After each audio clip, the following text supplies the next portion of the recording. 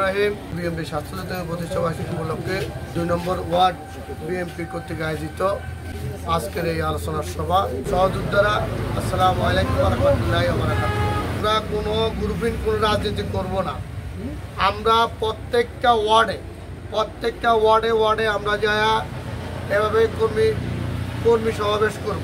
আপনারা কি এর সাথে আছেন কিনা? গানের বাইরে আমরা কোনো রাজনীতি করব না।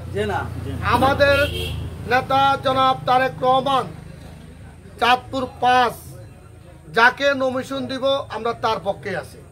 আমরা এর বাইরে আমরা যাব না।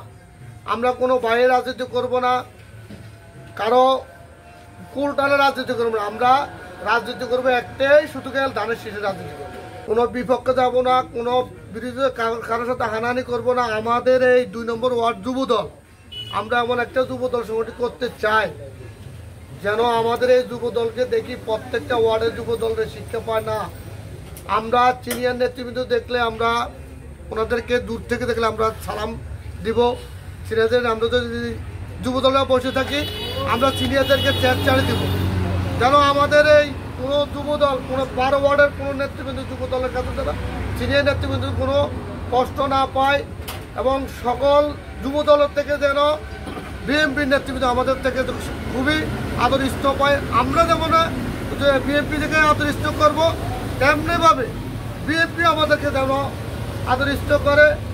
তাই আমি বেশি কথা বাড়াবো না, কারণ এখন কারণ চলে গেছে। আমাদের এই প্রোগ্রামটা ছিল আসরের সময়। আমাদের একটা প্রেক্ষাপটের কারণে আমরা এই প্রোগ্রামটা মাগরিবের পরে দিতে হয়েছি। তাই আমরা একটা কথা বলবো, আমরা আনোয়ার হোসেন খোকন ভাইকে আগামীতে এমপি হিসাবে দেখতে চাই কিনা? আমরা প্রত্যেকটা ওয়ার্ডে, পাড়া মহল্লা সবাই আমরা যাদের আঙ্গিনাতে আমরা সবার আঙ্গিতে আমরা নেমে যাব। আমরা আমরা ধানের শীষে নির্বাচন করব। আমরা ধানের শীষে বাইরে নির্বাচন করবো না, ধানের শীষে বাইরে নির্বাচন করব। সহকর্মী আছেন এবং ছোট ভাইয়েরা আছেন। আপনারা জানেন আমরা ৩ জন প্রায় ৩৬ বছর কাছাকাছি সময় বাংলাদেশ জাতীয়তাবাদী দল বিএনপি করি। সেই ছাত্র জীবন থেকেই ছাত্র সংগঠনের সাথে জড়িত এবং ছাত্র দলের নেতৃত্ব দিয়েছি। এবং এম এ মতিন সাহেব যতদিন রাজনীতিতে ছিল ওনার একান্ত কাছের একজন আমি সাক্ষাৎ ছিলাম।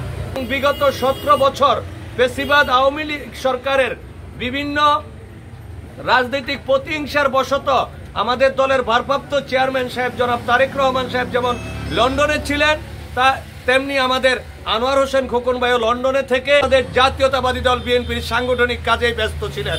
১৭ বছরে একটা মুহূর্ত ছিল না আনোয়ার হোসেন খোকন বাংলাদেশ জাতীয়তাবাদী দল বিএনপির কাজ করে নাই।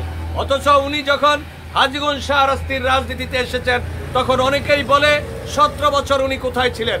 আরে ভাই, ওনার পদবি হলো আন্তর্জাতিক বিষয়ক সম্পাদক। তাহলে আন্তর্জাতিক পরিমণ্ডলে বাংলাদেশ জাতীয়তাবাদী দল বিএনপির কাজ করাই তো ওনার কাজ। ওনার পদ যেখানে, ওনার দায়িত্ব যেখানে, উনি সেখানে করেছেন। কিন্তু আপনারা মনে করেন হাজীগঞ্জ শাহরাস্তিতে এসে আপনাদের সাথে ২-১টা মিছিল করলে বা ২-৪টা সেলফি তুললে বিএনপির কোনো নেতার সাথে সেই বিএনপি করে। অথচ এই আনোয়ার হোসেন খোকন সেই ছাত্র রাজনীতিতে, ছাত্র জীবন থেকে বাংলাদেশ জাতীয়তাবাদী দল বিএনপির রাজনীতির সাথে জড়িত। তিনি শাহরাস্তি উপজেলা ছাত্র দলের আহ্বায়ক ছিলেন। আমি তখন পৌর ছাত্র দলের জয়েন্ট সেক্রেটারি হিসাবে দায়িত্ব পালন করি।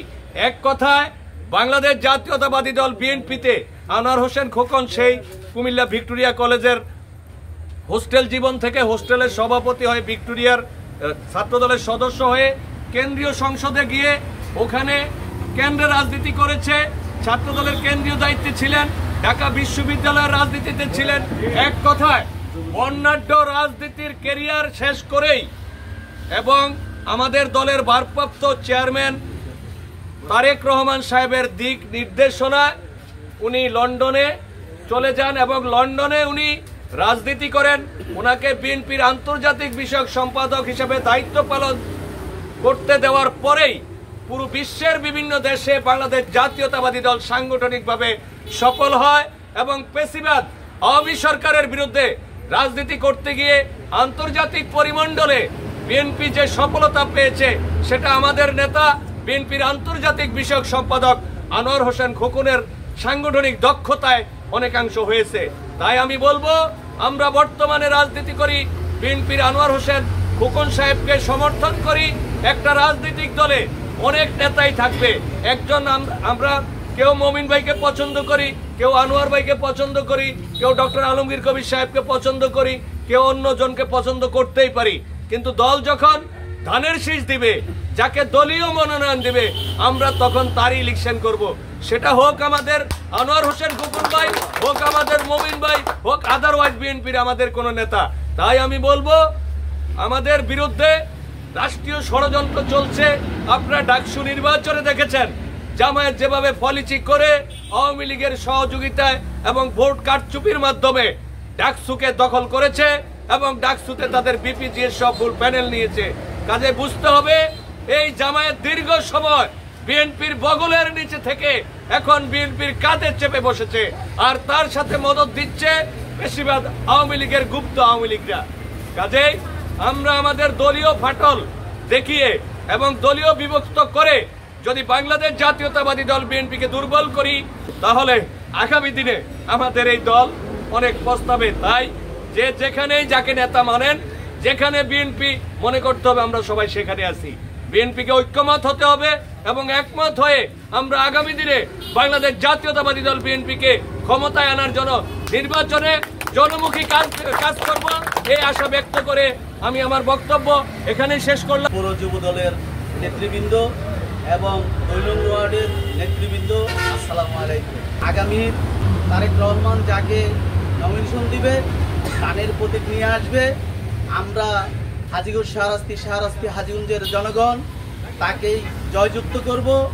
ধানের প্রতীক যার হাতে থাকিবে আমরা তাকেই নির্বাচিত করব। আমরা ধানের কর্মী, জিয়ার আদর্শের সৈনিক, এম.এ. মতিন চাঁদের সৈনিক। আমরা ধানের কর্মী, ধানের নির্বাচনে করব। হাজীগঞ্জ পৌর 2 নং ওয়ার্ড বিএনপি যুব দলের অঙ্গ সংগঠনের নেতাবৃন্দ, আসসালামু আলাইকুম।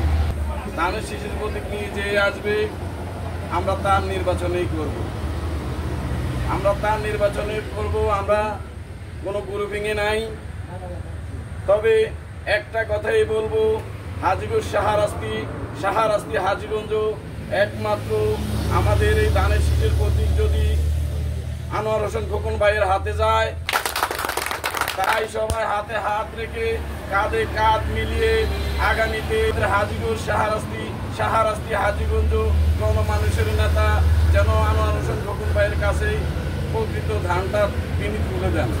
হাজীগঞ্জ পৌরসভা 2 নং ওয়ার্ড আয়োজিত বিএনপির 47তম প্রতিষ্ঠা বার্ষিকী উপলক্ষে আজকের এই অনুষ্ঠানের সম্মানিত সভাপতি, অতিথিবৃন্দ, অঙ্গ সংগঠনের নেতৃবৃন্দের সবাই আসসালামু আলাইকুম। শাহরাস্তি হাজীগঞ্জের মধ্যে ধানের শীষ নিয়ে যে আসবে, আমরা সবাই ঐক্যবদ্ধ হয়ে আমরা কাঁধে কাঁধ মিলিয়ে আমরা কাজ করব। আর আমরা হাজীগঞ্জ শাহরাস্তির পক্ষ থেকে চাইতেছি যে আমরা খোকন ভাইকে ধানের শীষ নিয়ে আমাদের মাঝে আসলেই ওনার হাতে আমাদের হাজীগঞ্জ শাহরাস্তিরা ভালো থাকবে। বিসমিল্লাহির রহমানির রহিম।